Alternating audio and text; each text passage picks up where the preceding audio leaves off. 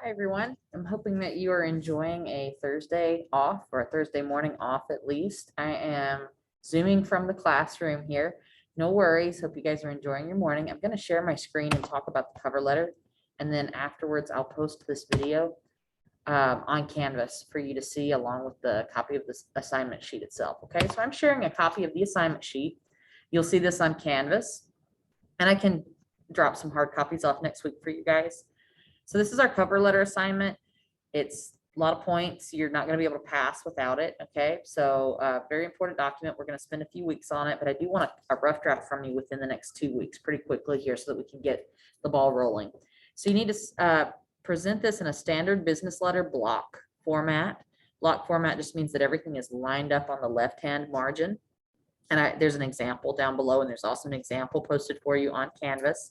There's a lot of different styles out there for cover letters, and you can customize it to where the style of your cover letter fits the style of your resume and things like that. But for the sake of this class, we write it on a standard plain sheet of paper, standard format, and that way it can be cut and pasted into any other format you want. It's easy to do that. Or eventually, if you have letterhead from the current company you work for and you want to put it on a letterhead page, whatever, it's easy if you just have it on a plain sheet of paper, but you have it formatted right, to cut and paste it and move it into any other format or style that you want later on. It should only be 1 page in length. That's highlighted here.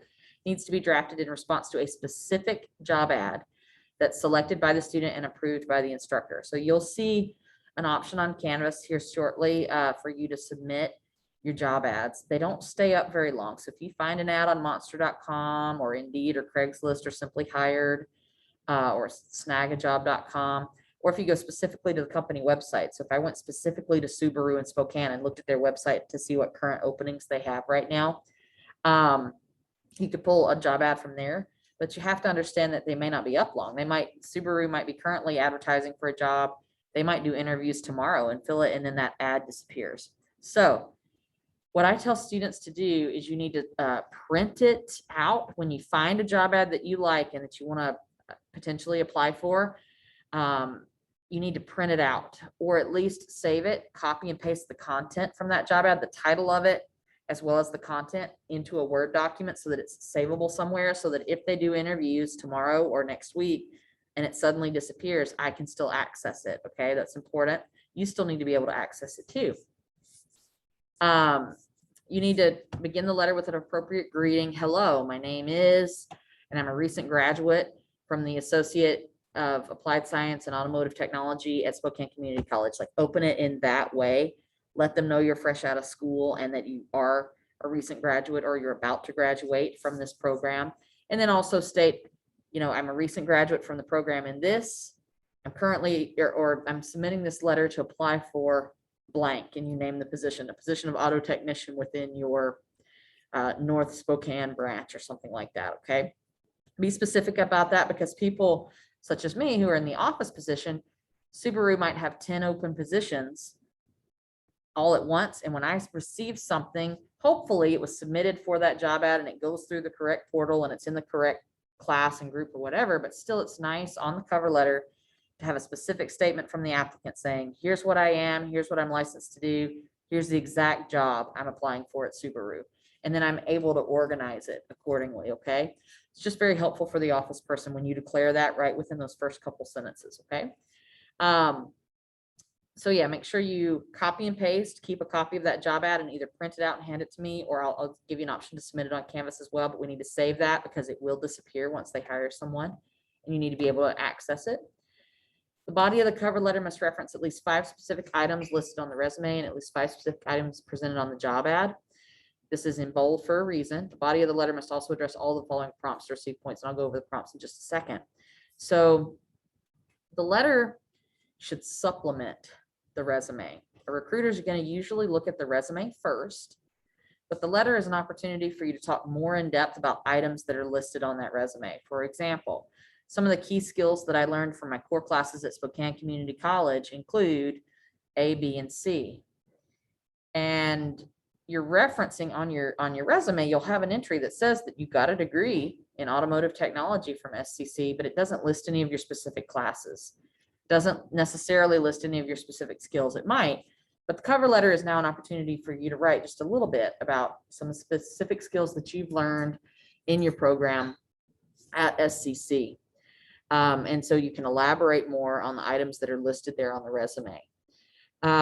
So you also want to make sure, and this is important for recruitment purposes, I'm going to highlight that here, that you reference at least 5 specific items that are presented on the job ad. So if they say they want a guy who can do A, B, C, and D, maybe you aren't able to do all of those, or you're pretty good at all of those, or most of those, but you need to specifically mention, I am capable and qualified to do A, B, and C, so that they know clearly it meets the requirements of what they need you to do. Also, as Jeff mentioned, more and more, the recruitment process for job positions is being outsourced. Big corporate companies are using computer programs. You submit your stuff electronically.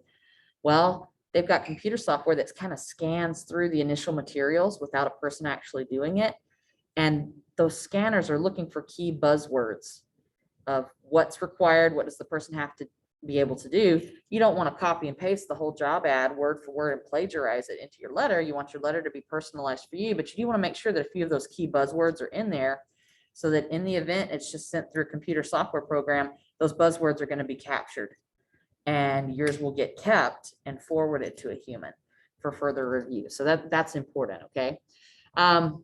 Next, you can make decisions. So you, the student, can make decisions regarding the order of the presentation of your information, as well as the placement and length of each response. So I'm talking about these questions here. During the pre-writing phase, I advise students to write 3 or 4 sentences in response to each of the questions. So we're talking about the questions below, but the final draft will include responses that are much shorter. In many cases, more than one question can be answered in the same paragraph on the final draft, i.e. some ideas will overlap. So take a look at these questions. Your cover letter should answer all 6 of these questions. They do not have to be all exactly in order. I do recommend the introduction. So introduce yourself and tell us a little bit about the program you just completed at SCC. I do recommend that one comes first. It's a good way to open and do the greeting for your letter.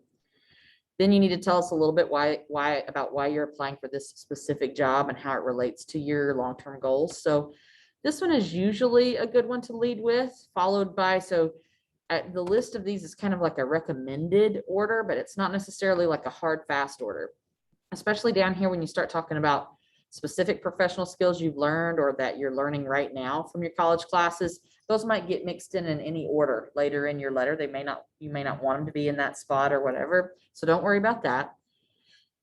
They do need to feel like you care about the career you've chosen, that it's not just a job for you, that you do like working on cars. You know, they need to feel that you've got some kind of passion for that. I've had students who will include a sentence, something like, I grew up working with my uncle a lot, on all kinds of vehicles, and I like this or I like that.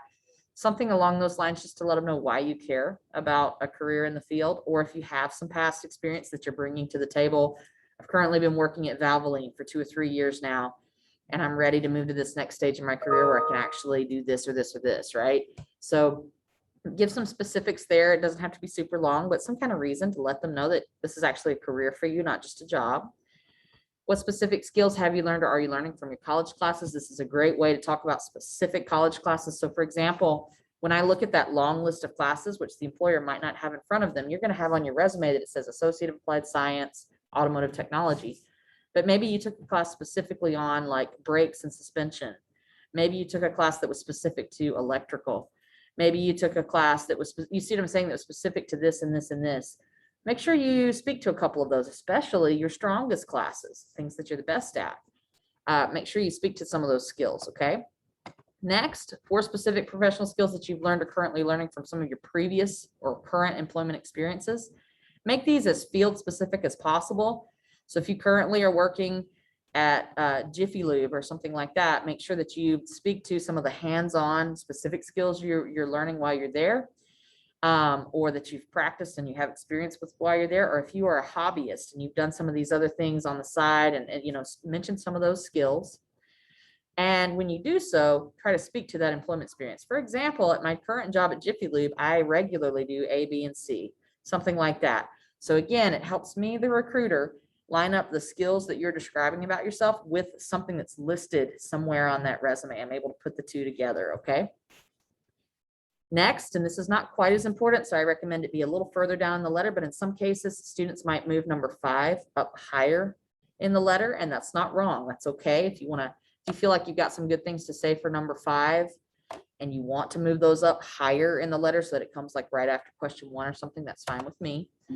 Describe at least 4 natural traits, qualities, or abilities that you have. So maybe you are naturally very prompt and punctual. Maybe you're naturally a very good team player. Maybe you're naturally pretty good at customer service. You probably learned the customer service at one of your previous jobs, but maybe you're naturally a good leader, a good team leader. Maybe you're naturally really good at problem solving. Whatever some of your natural abilities are, mention those as well. So not necessarily something you learned at school or at a job, but just some natural things. How would I characterize you? What are some good things for me to know about you? Type of descriptions there. Very important, and this one does need to be at the end because it's the closing part. Make sure you close the letter by thanking them for reviewing your application, letting him or her, the person who's looking at it, letting them know that you look forward to an opportunity to interview soon. Then you'll literally say sincerely or regards at the end, and then have a signature and a printed name. Okay. So number 1 and number 6 need to be, at the beginning and at the end, but you can mix and match the order of some of these other questions depending on what feels more natural to you. Okay. No problem there. And again, when you write these out, and I am going to include these in our discussion board forums for us to practice writing, 3 or 4 sentences for each one you do need. I'd rather you write a little bit more and then us trim it down versus just writing 1 sentence for each one and then we don't have enough content to put into our letter. I'd rather you have a little bit extra content that we can then decide what's good to keep, what do we need to cut. I'd rather it be a little bit long on the rough draft versus a little bit too short. It's easier for me as a teacher to then look at what you've said and decide what's the best statements you've made about yourself and shorten the letter a little bit accordingly versus the opposite of that. Okay. Here's the required template. It's on the next page. It's also its own document on Canvas. Date up here, big space, your name, your street address, your city, state, and zip code right here.